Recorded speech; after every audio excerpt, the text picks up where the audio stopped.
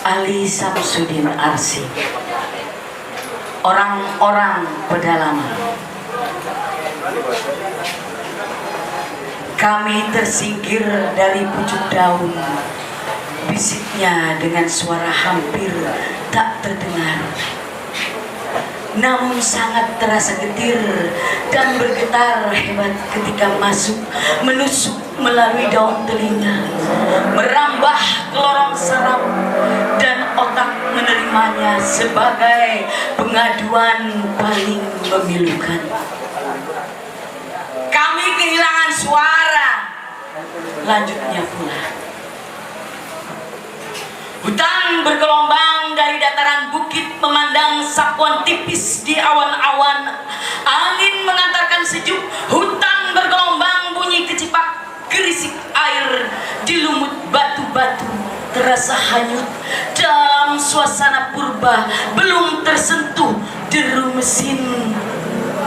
Penumbang pohon genangan pun menyeruak di jejak telapak kaki telanjang, meresap rasa dingin sedingin-dingin embun. Hutan sedikit berkabut di puncak daun.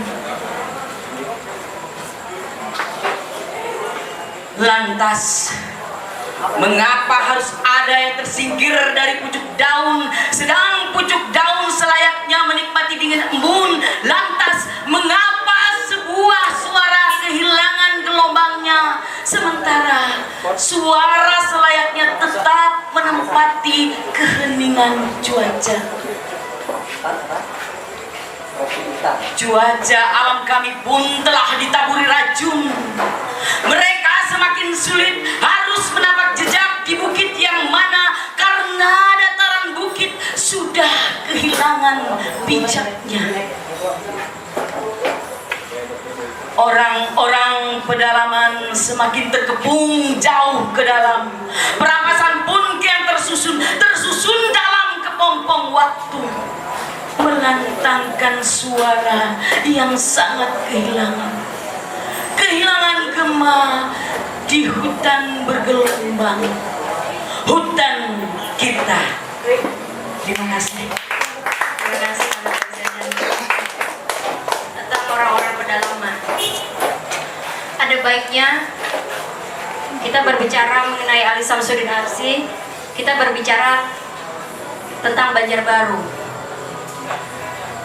Dalam penilaian saya, yang numpang lahir di Banjarbaru, ada seorang sohib kentalnya Bapak Ali Samsudin Arsy yang sejak tahun 80-an sudah menyebarkan karya-karyanya ke media-media cetak nasional dan juga media lokal. Dia akan memaparkan bagaimana barangkali sedikit tentang Banjarbaru, bagaimana juga tentang perkenalannya dengan Ali Samsudin Arsy atau penilaian-penilaian pribadi beliau tentang Ali Samsudin Arsy. Saya akan undang di sini untuk berbicara Bapak Arifin Nur Hasbi. Terima kasih untuk rekan Huda Nur yang memberikan kesempatan kepada saya untuk memberikan sedikit komentar tentang Ali Samsudin Arsy dan tentang kota Banjarbaru dalam kancah dunia sastra di Kalimantan Selatan dan Indonesia pada umumnya. Ali Samsudin Arsy saya mengenalnya setelah dia hijrah dari daerah pedalaman Kota Baru Sebamban sekitar tahun 2001. Sementara saya sudah bergiat di dunia sastra di Banjarbaru sejak sekitar tahun 1982, karena saya asli sekitar sejak tahun 1965 ketika umur 1 tahun. Sejak orang tua saya pindah dari kota Marabahan, saya tinggal di Banjarbaru sampai sekarang ini, kecuali beberapa bulan sempat kos di Banjarmasin ketika kuliah di Fakultas Ilmu Sosial dan Politik Universitas Tanjung Mangkurat. Saya menilai bahwa karya-karya Asa itu pernah tampil tidak saja di Indonesia, tetapi sudah pernah dipublikasikan di majalah sastra Brunei Darussalam, bapak-bapak, ibu-ibu. Di majalah sastra Brunei Darussalam, majalah sastra Bahana Brunei Darussalam, sekitar awal tahun 2000. Ali Samsudin Arsy ini dulu pernah juga sering tampil di Radio Republik Indonesia Banjarmasin sebagai pembaca puisi dalam acara untayan Mutiara Sekitar Ilmu dan Seni RRI Nusantara Banjarmasin yang sekarang bernama LPP RRI Banjarmasin. Dan beberapa hari yang lewat di RRI Banjarmasin, karena saya sebagai seorang pemonitor radio, dengan kondisi kesehatan mata saya yang tidak bisa membaca lagi, tetapi saya masih bisa menulis, jadi saya hanya mendengarkan acara-acara melalui radio.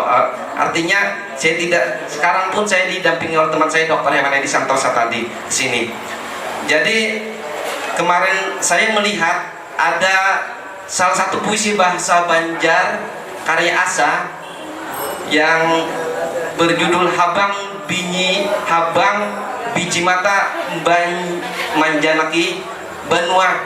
Tetapi sangat disayangkan acara puisi kita di Pro 4 RRI di Banjarmasin itu, kalau tidak salah kemarin tuh malam Sabtu pekan yang baru saja, berkaitan dengan acara bernukung tiga negara Brunei Darussalam, oleh penyiarnya, oleh presenter itu, kenapa tidak disebutkan oleh penyiar itu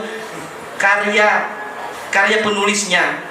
Sebenarnya saya ingin memprotes kepada mereka, tetapi belum ada waktunya.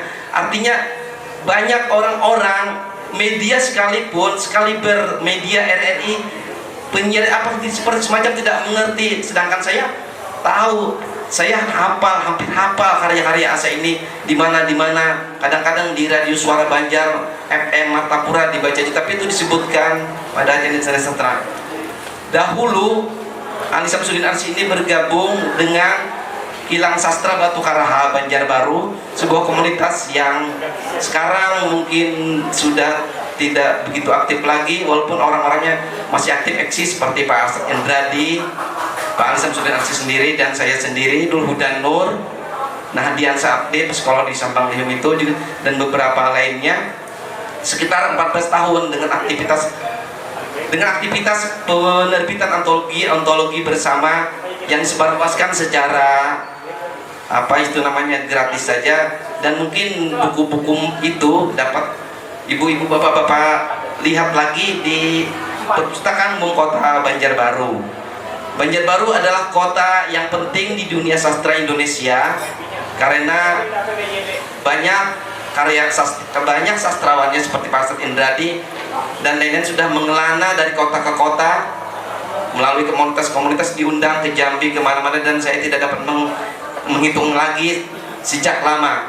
Sementara saya, karena kondisi saya sejak kecil juga tidak memungkinkan untuk berkelana kemana-mana itu. Saya mengapresiasi dan menghargai prestasi-prestasi Asa itu adalah sebuah pengabdian yang tulus untuk kemajuan sastra Indonesia, Kalimantan Selatan, dan Banjarbaru. Dan alhamdulillah juga bahwa kota Banjarbaru ini dipimpin oleh wali kota, dan terutama wakil wali kota Bang Ogi, mungkin apakah ada di sini saya tidak tahu.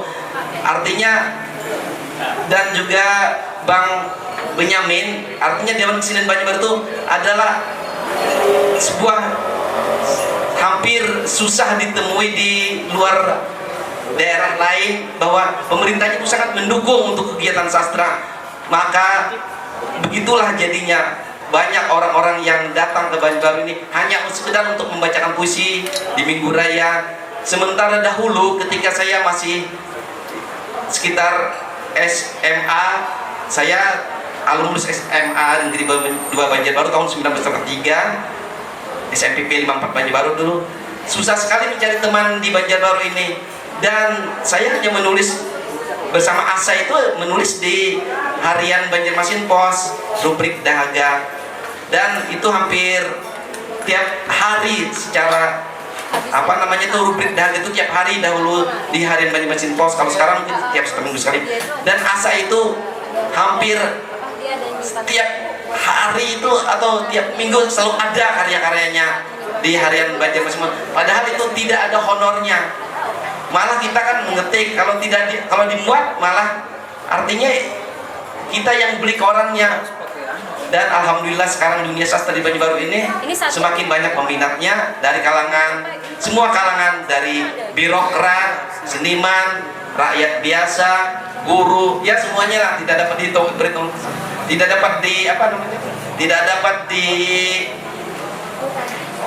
dipetakan secara lebih merata, karena dari generasi ke generasi tumbuh di kota Banjarbaru ini. Dan semoga semuanya itu dapat berkelanjutan terus di masa-masa yang akan datang. Saya kira cukup bisa mengomentari saya. Terima kasih. Assalamualaikum warahmatullahi wabarakatuh. Itu lenyap.